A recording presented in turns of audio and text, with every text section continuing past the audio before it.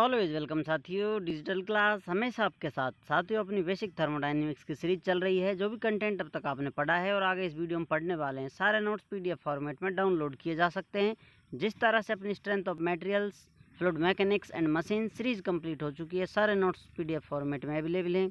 इन नोट्सों का इस्तेमाल आप बेसिक से लेकर गेट लेवल एग्जामिनेशन तक कर सकते हैं।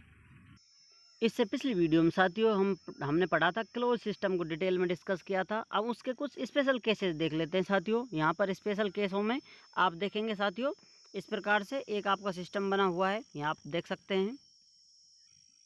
ये सिस्टम क्लोज है साथियों, तो वॉल्यूम कांस्टेंट होगा इसका और मास भी इसमें कांस्टेंट होगा, जितना मास है इस पर आप स्टडी कर रहे हैं। अब इसमें आप कोई एक्सटर्नल वर्क करते हैं साथियों, मोटर की सहायता से इस प्रकार से कुछ घुमाते हैं, इसको हीट जनरेट करते हैं या कुछ ऐसा करते हैं इसमें जो बदलाव कर सके इसकी स्टेट में। लेकिन यहाँ पर अपना वॉल्यूम और मास दोनों कांस्टेंट है साथियों। Change in volume dV is equal to 0। इस प्रकार से यदि dV 0 होता है साथियों, तो अपना वर्क डन कितना आता है उसके लिए, क्लोज सिस्टम के लिए हमने पढ़ा था 0। इस प्रकार से हमारा वर्क डन मिलना चाहिए 0, लेकिन इतना वर्क डन हमें नहीं मिलता है। एक्चुअल में वर्क डन कितना मिलता है, but actually work done is equal to negative air. यहाँ पर आपको नेगेटिव वर्क मिलेगा, क्योंकि यहाँ आप सिस्टम पर वर्क कर रहे हैं साथियों। सिस्टम पर वर्क करते हैं तो नेगेटिव होता है, और सिस्टम से वर्क लेते हैं साथियों तो पॉजिटिव होता है। इस प्रकार से यहाँ हमें नेगेटिव वर्क प्राप्त होता है, क्योंकि आपने कुछ तो वर्क किया है इस पर। अब इसी से रिलेटेड यहाँ पर सेकंड केस देखते हैं साथियों। इस प्रकार से आपने कोई सिस्टम बना लिया है, इस प्रकार से इस सिस्टम में एक साइड में, जैसा कि पिस्टन सिलेंडर से किया जाता है साथियों, आपने इसको इस प्रकार प्रेस किया, यहाँ पर आ जाता है पिस्टन और सिलेंडर। या फिर इसे आप ऐसा कुछ समझ सकते हैं कि इसके दो सेक्शन बनाए हुए हैं साथियों। इस प्रकार से क्लोज सिस्टम है अपना, और इसमें एयर का जो प्रेशर है, टेम्परेचर है, वॉल्यूम एक साइड में भरा हुआ है साथियों। जो एयर है एक साइड में भरी हुई है, इधर वैक्यूम है या कहें आप एवैक्यूएटेड स्पेस है अपना। अब इस इवैक्यूएटेड स्पेस में से ये अरेंजमेंट आप हटाते हैं या फिर इस तरह इसको पिस्टन को खींच लेते हैं बाहर की तरफ साथियों, तो स्पेस इतना हो जाता है। वॉल्यूम चेंज हो गया है अपना। पहले V1 वॉल्यूम इतना था साथियों, अब आपने इसको बढ़ाकर इतना कर दिया है, और ये इंसुलेटेड है, इसमें हीट ट्रांसफर 0 है। इस प्रकार आप इसे देख सकते हैं, वॉल्यूम 1 से 2 हो गया है अपना, वॉल्यूम चेंज हो गया है। तो यहाँ पर dV not is equal to 0, अर्थात इसमें चेंज आएगा वॉल्यूम में, ये 0 के बराबर नहीं होगा dV। तो आपको यहाँ पर वर्क डन मिलना चाहिए, क्योंकि यहाँ 0 टर्म नहीं है, P dV से हम वर्क डन निकालते हैं। तो इस प्रकार से, लेकिन यहाँ पर वर्क डन आपको 0 मिलने वाला है, but work done is equal to 0। It is free expansion work. इस प्रकार का जो प्रोसेस होता है साथियों, इसमें जो काम किया जाता है उसे फ्री एक्सपेंशन वर्क कहते हैं, और वो 0 होता है साथियों। और इस प्रकार का प्रोसेस है जो आइसोएंथैल्पिक प्रोसेस या इजेंथैल्पिक प्रोसेस के नाम से भी जाना जाता है, जैसे आप देख सकते हैं।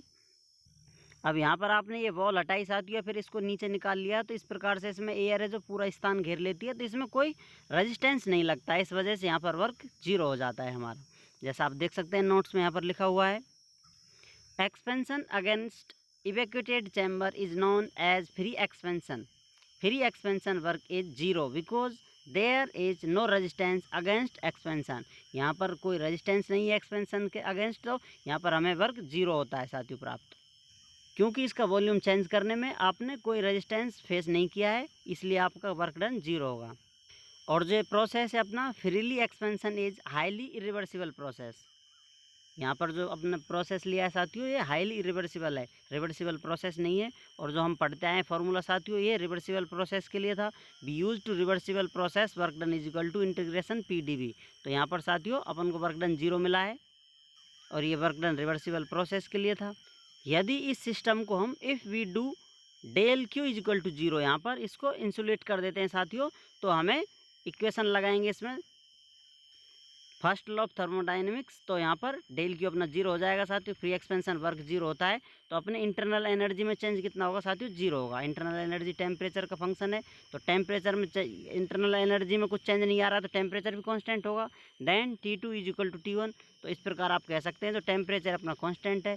यदि टेम्परेचर कांस्टेंट है साथियों, तो यहाँ पर ये process P1 B1 is equal to P2 B2 हम लगा सकते हैं, क्योंकि आइडियल इक्वेशन होती है अपनी PV बराबर MRT, तो T भी कांस्टेंट हो जाता है, MR ऑलरेडी कांस्टेंट है। तो इस प्रकार से ये रेशियो हम लगा सकते हैं। किसी पॉइंट पर स्टेट चेंज होंगी अपनी जो स्टेट है, लेकिन उनका रेशियो कांस्टेंट बना रहता है। तो इस प्रकार इक्वेशन हम लगाते आ रहे हैं साथियों। अब जैसा आप देख सकते हैं साथियों, आपको बताया था एंथैल्पी एस से प्रदर्शित करते हैं, और जो टेम्परेचर का फंक्शन होती है। अब टेम्परेचर में चेंज नहीं आ रहा है तो साथियों एंथैल्पी में भी चेंज नहीं आएगा। H1 equal to H2, no change. Enthalpy भी अपनी सेम रहने वाली है। तो चलिए साथियों, अब हम स्टार्ट करने वाले हैं ओपन सिस्टम। ओपन सिस्टम पर हम स्टडी करेंगे साथियों, जिस प्रकार क्लोज सिस्टम पर किया था। तो इस प्रकार से अब तक अपना सिस्टम क्लोज रहता था, उसमें से ना तो मास एंट्री कर सकता था साथियों, ना ही एग्जिट मार सकता था। जो है उसके अंदर ही बना रहता था। लेकिन यहाँ पर मास और एनर्जी ट्रांसफ़र हो सकते हैं साथियों। इसमें कंटिन्यू या डिसकंटिन्यू फ्लो अपना बना रहेगा साथियों। एनर्जी आएगी, मास आएगी, कुछ फ्लो सेम भी हो सकता है, कम या ज़्यादा भी हो सकता है। In open system mass transfer also take place along the energy transfer. तो यहाँ पर मास और एनर्जी दोनों अपना अपना स्टेट बना कर रखेंगे। ट्रांसफ़र हो सकते हैं या फिर आ जा सकते हैं साथियों। तो यहाँ पर मास फ्लो रेट है, क्योंकि हम ओपन सिस्टम पढ़ेंगे साथियों, तो इसमें मास फ्लो रेट पढ़ेंगे, क्योंकि अपना मास है, जो भी हम फ्लूइड इस्तेमाल कर रहे हैं वो कंटिन्यू बहता रहेगा। इस प्रकार से हम मास फ्लो रेट स्टडी करने वाले हैं। यहाँ पर इसको MI डॉट से प्रदर्शित कर रखा है, जो कि इनिशियल मास फ्लो रेट बता रही है। तो यहाँ पर M डॉट O, या फिर आप लिख सकते हैं M डॉट F, जो कि आपको मास फ्लो रेट फाइनल बताएगी। फाइनल मास फ्लो रेट या आउट मास फ्लो रेट है, वो प्रदर्शित कर रही है यहाँ पर। इसी प्रकार आपको एंट्री पर एनर्जी फ्लो, और इस प्रकार एग्जिट पर फाइनल एनर्जी, जो आपको एनर्जी एंट्री करेगी साथियों, फिर कुछ एनर्जी बाहर निकलेगी। तो एंट्री, इनिशियल और फाइनल स्टेट बनाने के लिए EI और EF यहाँ पर लगा रखे हैं। तो अब इस प्रकार साथियों, इसमें कुछ मास आएगा, कुछ एनर्जी जाएगी। तो एग्जिट भी इसी प्रकार से कुछ मास जाएगा और एनर्जी जाएगी। तो यहाँ पर हम बैलेंस को स्टडी करेंगे साथियों, balance of mass and energy. यहाँ पर मास कितना आ रहा है, कितना जा रहा है, कितना इसमें एक्यूमुलेटेड हो रहा है, कितना स्टोर हो रहा है साथियों। इसी प्रकार से एनर्जी कितनी आ रही है, कितनी जा रही है, क्या चेंज आ रहे हैं, ये सब पढ़ने वाले हैं। और सभी चीज़ें बैलेंस में होती हैं साथियों। तो यहाँ पर मास और एनर्जी बैलेंस कर हम इक्वेशंस ड्राइव करेंगे, कुछ रिलेशन डिटेल में पढ़ने वाले हैं। जैसा कि साथियों हम steady flow, unsteady flow detail में पढ़ते हैं फ्लूइड मैकेनिक्स में। यहाँ पर भी आप देख सकते हैं साथियों, वही फ्लो है अपने।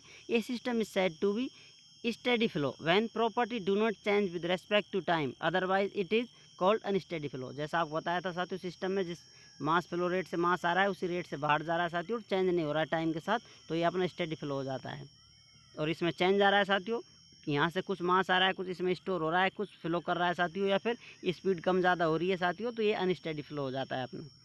अब इससे रिलेटेड पॉइंट और देख लेते हैं साथियों। In close system we talk about fix total mass, and in open system we talk about mass flow rate. जैसा आपको बताया था साथियों, क्लोज सिस्टम में जो भी कुछ अंदर है उस पर स्टडी की जा रही थी साथियों, वर्क ट्रांसफ़र देखा जा रहा था, हीट ट्रांसफ़र देखा जा रहा था। लेकिन ओपन सिस्टम में हम इसके फ्लो पर स्टडी करने वाले हैं, जो मास फ्लो रेट होगी उस पर साथियों हम स्टडी करते हैं यहाँ पर। यदि साथियों आप स्टेडी फ्लो ओपन सिस्टम देखना चाहें, तो इस प्रकार से यहाँ पर आपको दिखाई दे रहा है, इसको आप देख सकते हैं। It is based on conservation of mass and energy. ये मास और एनर्जी के कंजर्वेशन पर बेस होता है साथियों। तो इस प्रकार आप देख सकते हैं, कोई अरेंजमेंट है अपना, इस पर आप कहीं भी बाउंड्री बना देंगे साथियों, तो सिस्टम बन जाता है। और इसमें कहीं आप अंदर कंट्रोल वॉल्यूम बना सकते हैं साथियों, जितना वॉल्यूम पर आप स्टडी करना चाहते हैं इस प्रकार से बना सकते हैं। यहाँ पर मास फ्लो रेट एंट्री करने वाली है साथियों, यहाँ पर एग्जिट करने वाली है। इनके एंट्री और एग्जिट पॉइंट सेम हो सकते हैं, एक लाइन पर हो सकते हैं, ऊपर नीचे भी हो सकते हैं साथियों। यदि अपना सिस्टम स्टेडी है, तो जितनी एंट्री होगी साथियों मास फ्लो रेट की, उतना ही एग्जिट लेगा। इस प्रकार से स्टेडी फ्लो में आप देख सकते हैं, यहाँ पर एंट्री और एग्जिट पर मास फ्लो रेट M.1 M.2 है साथियों, फर्स्ट पॉइंट पर इनलेट आउटलेट पर। तो ये दोनों सेम होंगी, तो इस प्रकार हम लिख सकते हैं M.1 is equal to M.2।